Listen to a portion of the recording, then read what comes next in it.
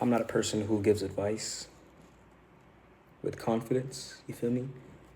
Usually. So I wouldn't really describe this as advice per se, more so like perspective.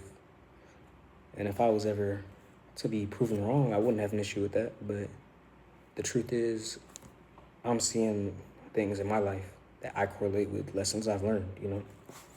So, with that being said, I'm gonna say that a lesson that I've learned, I don't know if it's like stuck with me for a while now or if I just learned it recently. It's just that it doesn't matter how right you are in life because that's not the point. I think we sometimes get confused with ourselves with uncertainty because of outside factors, you know, like other people will kind of cloud your judgment. And then you get to this thought process of thinking, oh, they think I'm wrong. Now I got to prove them right. Now I got to prove myself right. But it's more so, you don't really have to justify anything to anybody else, you know? When living your life, you have to understand that only you can make these decisions. So, and proof if you do something wrong, you can have some type of accountability. You can have these feelings of responsibility and owing as if you have to explain the situation because, you know, it's in your moral judgment. But it's not in life's nature to enforce that. That's something you have to choose for yourself. Proving yourself right instead of trying to prove yourself right to others is probably the best course of action in life, you know? Or at least in my life. Like, I've stopped attempting to explain or over-explain things because it seems like no matter what I say or how much I explain, how much I could be right, it wouldn't shake how these people feel about the way I live, you know? And it's not as if, like, it affects me in a way where it's like, ah, man, I really need to make sure I'm understood because I've kind of given that up. I've given up the idea of trying to make sense to others because if it makes sense to you, then you're the person it's for, you know? It's like the way I live makes sense to me. And that's all that matters, you know? So I feel like in life we try to live for other people and do what we're told all the time to the point where we forget what we want to do instead of what we're told. It's like, okay, if I do enough things for you, eventually you'll get off my back and I'm gonna get the chance and opportunity to do my own thing. But I'm realizing the more and more I do things for others, the more and more is asked. It's not as if there's a break or there's some momentary pause, you know? It's really just like constant. And until each task gets done, I won't be asked another one. Or maybe I might get asked another one and the task before is replaced. You know, it's like my whole life I've been living with things I've had to get done because I've been told that they're important. And it's not as if these things can't be important, but if I don't make them important in my mind, who's to say that I have to do anything, you know?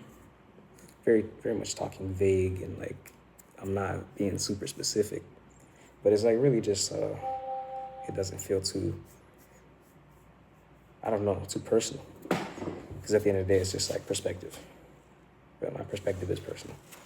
But the truth is, it's like if you fail to explain something to somebody, don't take that as a real loss. Take that as a experience. It's just you attempting to share a perspective and someone not picking up what you're putting down. And it's fine. Because we're not all meant to agree with one another, you know, all the time. I feel like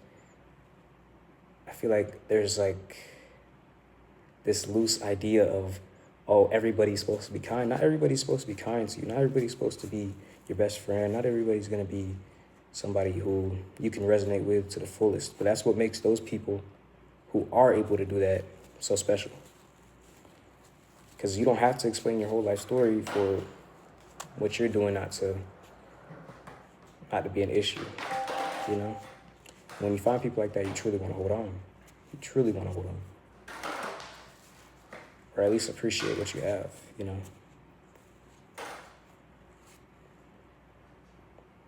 So to move on from that, 5 minutes in, to move on from that, I really do think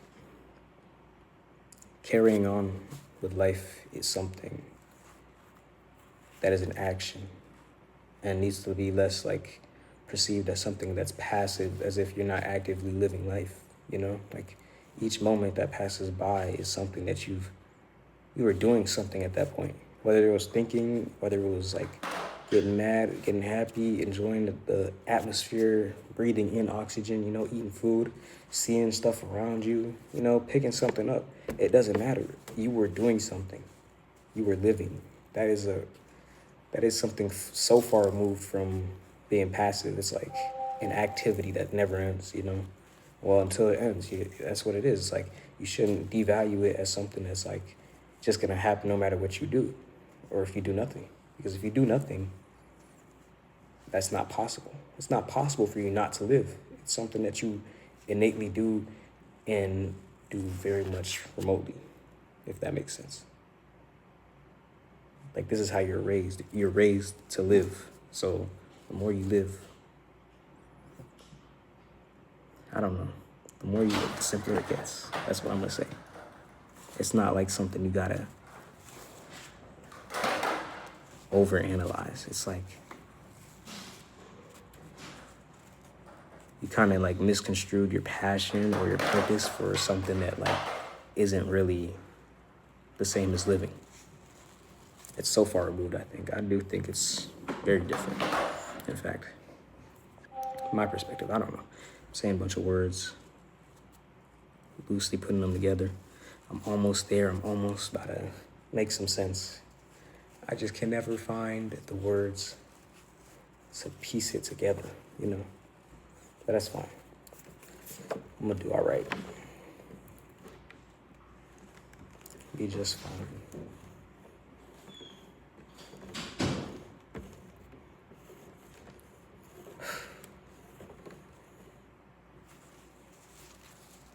It'll be just fine. But you're always living.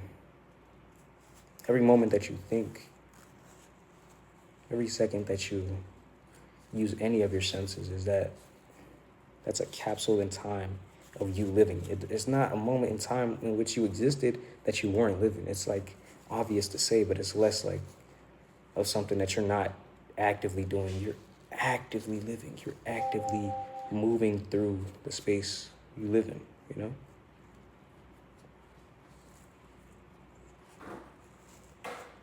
I think sometimes we kind of feel detached from a collective. So like, you know, you want to be an individual so bad, you kind of forget that you are kind of part of the earth, you know? When we describe the earth, we feel so removed. We're like, oh, just because we can move to other planets, it doesn't mean that we aren't a part of the planet. You know, it's like we are literally like seeds from this planet. Like this is the planet itself in great sequence. Like the earth, you know, the collective of all of these natural resources, you know, like we are everything around us. Because if it came from this planet, it's a part of us. We all came from this planet. You know, astronauts are cool. Astronauts are very, you know, it's an idea that I just like, I admire for real, because to be able to go to another place, well, only other place we've really been is the moon.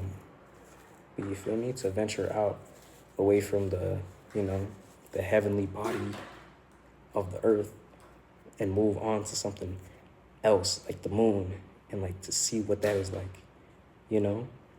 I wonder if there's something that keeps us attached, no matter where we are, to the earth.